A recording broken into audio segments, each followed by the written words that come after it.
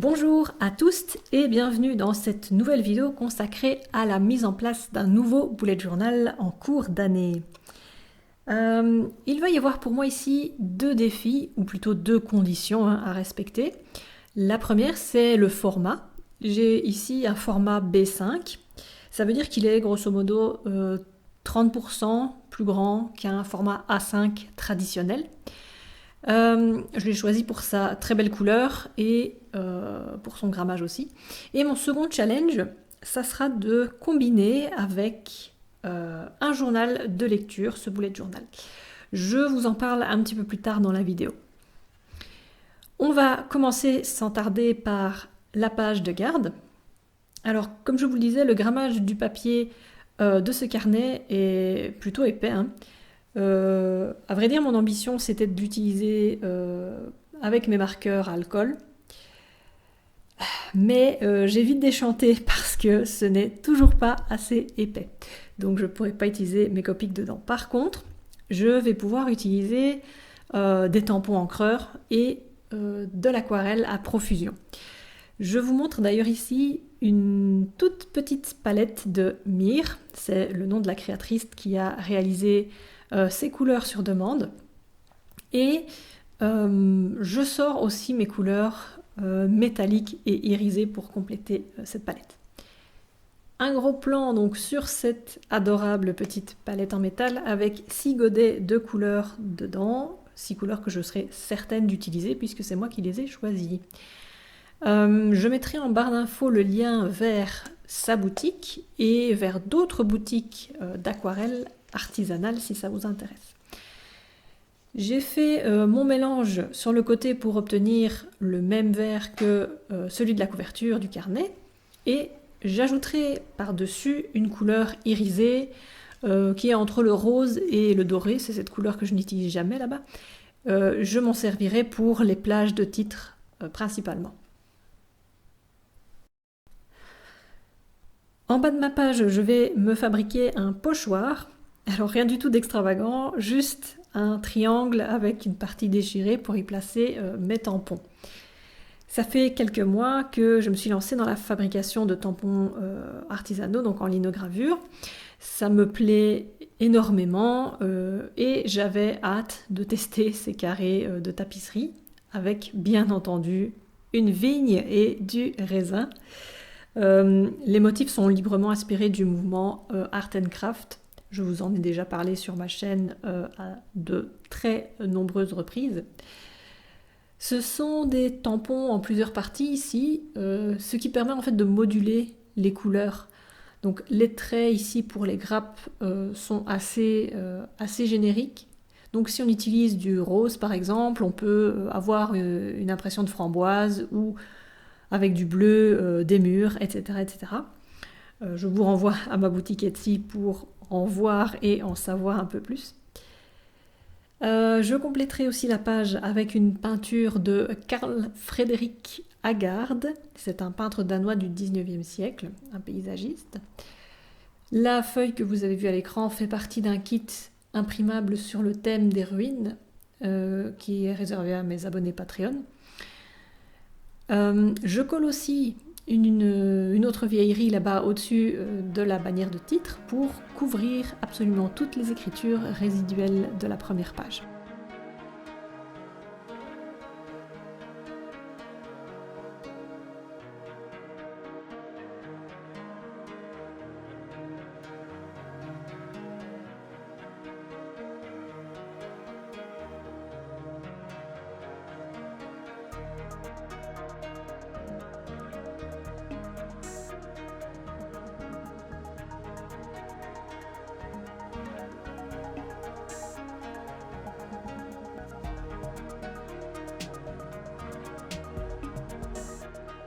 Alors la seconde page ici, c'est celle qui attache les cahiers des pages à la couverture. Donc il y a toujours cette petite bordure de colle qui empêche de bien l'ouvrir. Plutôt que de coller ensemble la totalité des deux pages, je vais faire un volet à la moitié. J'aurai ainsi 3 colonnes qui vont me servir de sommaire ou de table des matières. Pendant que la vidéo suit son cours, je vous partage quelques idées qui sont ressorties lors d'une discussion avec ma team de l'atelier Patreon. En fait, avant d'ouvrir ma chaîne, je ne regardais pas du tout ou très peu de vidéos liées au bullet journal. Justement parce que le principe de cet outil, c'est qu'il s'adapte à nos besoins et pas l'inverse. Cependant, on ne peut pas nier qu'il y a une communauté bullet journal avec, comme dans tous les groupes, des personnes de référence, des personnes très connues dans la bugosphère. Et il y a aussi des modes pour les thèmes, pour les marques de fourniture utilisées, pour les gammes de couleurs aussi, et pour les sujets de vidéos qu'il faut absolument aborder sur sa chaîne. Enfin voilà, il y a des thèmes, des modes là-dessus. Et c'est pareil pour les périodes. Donc les vidéos de mise en place de nouveaux bujots, par exemple, eh bien c'est en janvier ou en septembre principalement. Ici, je sors la mienne en mai, mi-année, et ma foi, on va dire que ça passe. Je continue mon explication pendant que je fais à droite le Calendex / Futurlogs / phase de la lune / calendrier des anniversaires. De toute façon, je suis introvertie, ma vie sociale va tenir très largement sur cette page de 15 cm sur 25. Donc, il est évident que, au fil des vidéos que je produisais, je me renseignais aussi sur comment ça se passait autour de moi. Qu'est-ce que le public attend d'une vidéo bullet journal? Qu'est-ce que je dois améliorer? Commenter plus par exemple, avoir un meilleur éclairage, varier les plans. Alors tout ça, je pense que ça va mieux, que je suis en tout cas sur la bonne voie. Après, je pourrais aussi, pour m'améliorer, arrêter d'utiliser cet horrible éditeur vidéo Windows par exemple et investir dans un vrai programme de montage pour pouvoir moduler les ambiances, les températures d'image, etc. Donc pourquoi pas, hein. Je pourrais aussi, tant qu'on y est, poster plus. Et puis ça m'amènerait à faire une vidéo par semaine, puis 2, puis faire des lives Twitch en plus. Puis je pourrais faire des vidéos où je vous raconte ma vie, face cam, parce que les gens aiment tellement ça, voir des visages. Mais non, en fait, non. On ne prendra pas cette voie-là par ici. Ah, nous arrivons aux pages de journal de lecture. Plusieurs choses par ici. Je vais commencer par faire un compteur linéaire sur le dessus. Donc j'ai prévu 40 cases, donc 40 livres à lire au total. Alors là aussi, hein, par rapport à cette sphère YouTube, c'est la grande tendance depuis quelques années de faire un journal de lecture. J'ai regardé à ce sujet quelques vidéos, mais j'ai jamais vraiment trop accroché à l'idée parce que je lis pas tellement de romans et c'est plutôt focalisé sur ça en général. Mais récemment, j'ai regardé les vidéos de Natacha de la chaîne Button and Pen et je dois dire que ces mises en page m'ont beaucoup inspirée. Elle non plus, elle ne lit pas que des romans et elle a su accommoder en fait des modèles de pages qu'on voit partout à sa propre sauce. Bref, ça m'a bien parlé. D'ailleurs, quasi tout ce que je vais faire sur ces 2 doubles pages est inspiré de ces mises en place à elle. Je vous mets bien évidemment le lien de sa chaîne en description.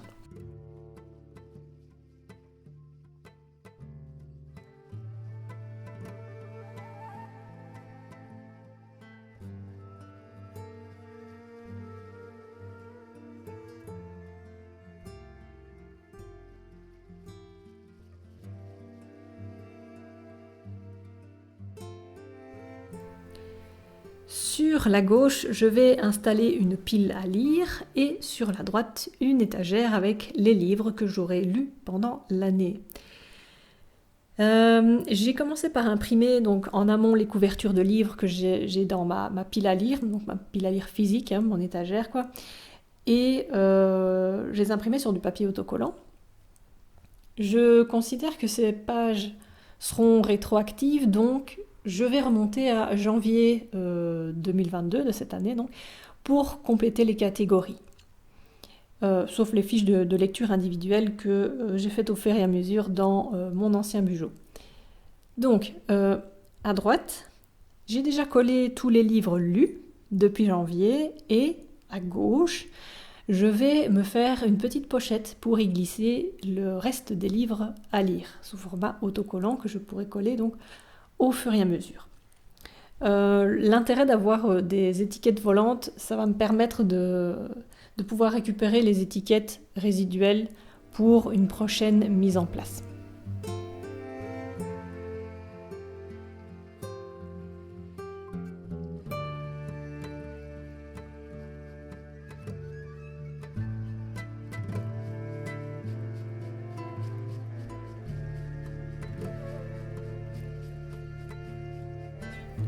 Je reviens donc au-dessus dans mon compteur là et je vais indiquer tout simplement le nombre de livres lus et leur mois de lecture. Pour ça, je reprends tout simplement la première page que je fais à chaque fois au début de mois. Donc j'ai repris mon ancien bullet journal pour ça. Sur la double page suivante, je vais faire au-dessus une ligne du temps où j'inscrirai les références de ce que je lis. Pour la petite histoire, c'est juste parce que quand je devais faire des synthèses en cours d'histoire et d'histoire de l'art, j'adorais vraiment tout particulièrement faire des lignes du temps. J'ai aussi octroyé un code couleur pour le genre de l'auteur. Dans les parties ici médianes des pages, j'y inscrirai les livres qui entrent, les livres que je souhaite voir entrer dans ma pile à lire et ceux que je prête, ou qu'on me prête d'ailleurs. Et en bas à droite, j'ai à nouveau repris une idée utilisée par Natacha, c'est celle du bingo littéraire. J'ai bien entendu adapté le bingo ici à mes intérêts de lecture et je me tais pour que vous puissiez lire tout ça.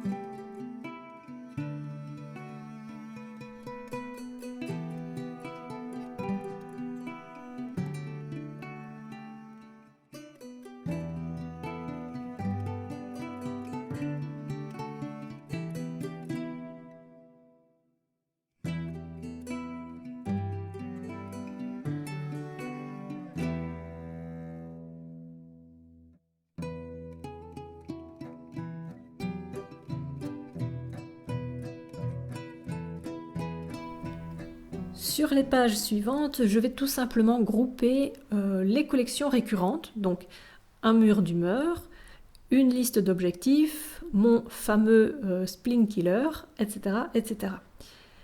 Alors, j'en reviens à la bugosphère YouTube. Je suis aussi étonnée de voir que cette histoire de format B5 n'a pas l'air de bousculer beaucoup les habitudes des gens. J'ai plutôt l'impression que, puisque c'est plus grand comme format, eh ben, ça passe juste mieux à la caméra, mais sans plus. Or, dans mon cas, ben, vous voyez moins bien ce que j'écris, mais moi j'y vois surtout en fait l'opportunité de repenser un peu les mises en page. J'ai envie de les concentrer, de les regrouper pour ne pas me retrouver avec fin d'année des pages vides en cours de route. Voilà, donc pour en revenir à la page visuelle, donc je regrette d'avoir utilisé de si grandes lettres pour le titre Mood 365, mais on fera avec, hein, c'est pas un drame. Sur la droite, je vais faire un compteur Instagram et Etsy sous forme de vignes. Oui, encore des vignes. D'ailleurs, je vais peut-être penser à renommer le nom de ma chaîne. Ça s'appellera la chaîne du Bugeaud du raisin ou bien The Vine Witch ou The Grape Witch. Pourquoi pas, hein. Et donc, comment ça marche? À chaque palier atteint, je tamponnerai tout simplement une petite feuille pour étoffer la branche.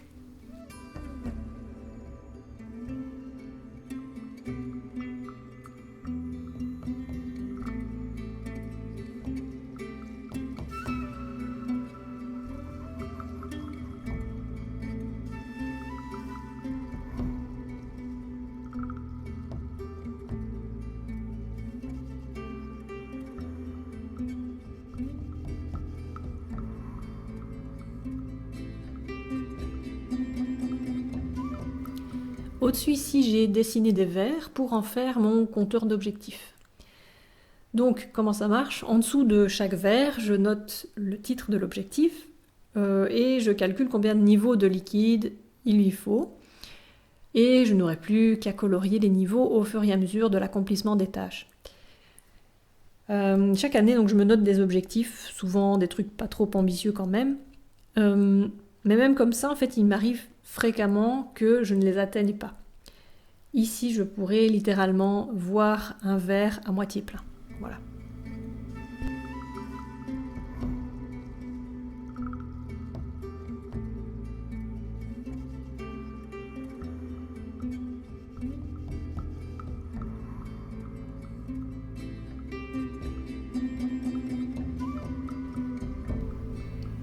Et enfin, la dernière page, avec ici une mise en page que vous commencez à bien connaître.